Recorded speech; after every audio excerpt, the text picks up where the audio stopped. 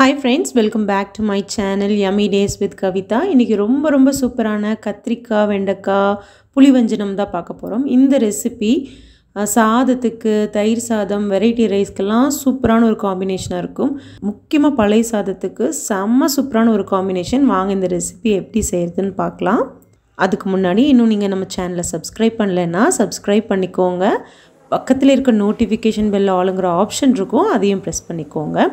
ஒரு 10-15 வெண்டைக்காய் எடுத்துர்க்கேன். ஒரு 2 கத்திரிக்காய், 2 பச்சை மிளகாய் எடுத்துர்க்கேன். இதெல்லாம் நல்லா கழுவி எடுத்துட்டு வந்துறலாம்.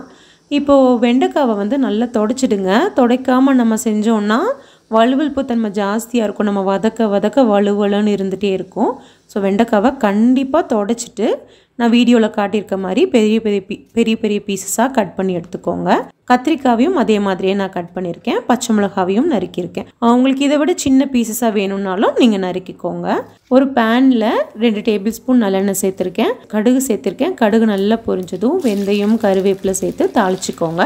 ஒரு கை சின்ன வெங்காயம் சேர்த்திருக்கேன். சின்ன வெங்காயம் சேர்த்தும் போதே ரெசிபிக்கு தேவையான அளவு உப்பு சேர்த்தியாச்சு. இதெல்லாம் நல்லா வதக்கி விட்டுடுங்க. நல்லா வதங்கினதுக்கு அப்புறம் நம்ம நறுக்கி வச்சிருக்க வெண்டைக்காவை சேர்த்திருக்கேன். வெண்டைக்காவை சேர்த்து ஒரு 2 நிமிஷம் நல்லா வதக்கி விடுங்க. வெண்டைக்காயில இருக்க வழுவழுப்பு தன்மை ஃபுல்லா போகணும். போனதுக்கு அப்புறம் கத்திரிக்காய் சேர்த்து ஒரு 2 நிமிஷம் வதக்கி விட்டுட்டு மூடி வச்சிடலாம். தண்ணி எல்லாம் எதுவும் சேர்த்த வேண்டாம். வெண்டைக்காவும் கத்திரிக்காவும் ஓரளவுக்கு சாஃப்டா வேகணும்.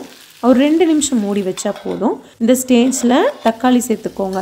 தக்காளி நீங்க ஃபர்ஸ்டே சேர்த்துனீங்கன்னா தக்காளி தண்ணி விட்டுட்டே இருக்கும் இல்லைங்களா? அப்போ வெண்டைக்காயில இருந்து வழுவழுன்னு தண்ணி வந்துட்டே இருக்கும். அது நல்லா இருக்காது. ஸோ தக்காளி எல்லாம் நல்லா வதக்குனதுக்கு அப்புறம் குழம்பு மிளகாய் தூள் 1 ஸ்பூன் சேர்த்திருக்கேன். குழம்பு மிளகாய் தூள் சேர்த்து நல்லா வதக்கி விட்டுடுங்க. நல்லா வதக்குனதுக்கு அப்புறம் ஒரு சின்ன நெல்லிக்காய் அளவு புளி எடுத்திருக்கேன். அந்த புளியை வந்து நல்லா கரைச்சி உள்ளே சேர்த்துக்கோங்க. நான் அளவு கம்மியாக எடுத்துருக்கறனால ஒரு சின்ன நெல்லிக்காய் அளவு புளி போதும். உள்ளே சேர்த்து எல்லாம் நல்லா ஒன்றா தளன்னு கொதிச்சு வரட்டும். புளியோட பச்சை வாசனை போகணும். பச்சை வாசனை போகிற வரைக்கும் அது நல்லா கொதிக்க விட்டுடுங்க.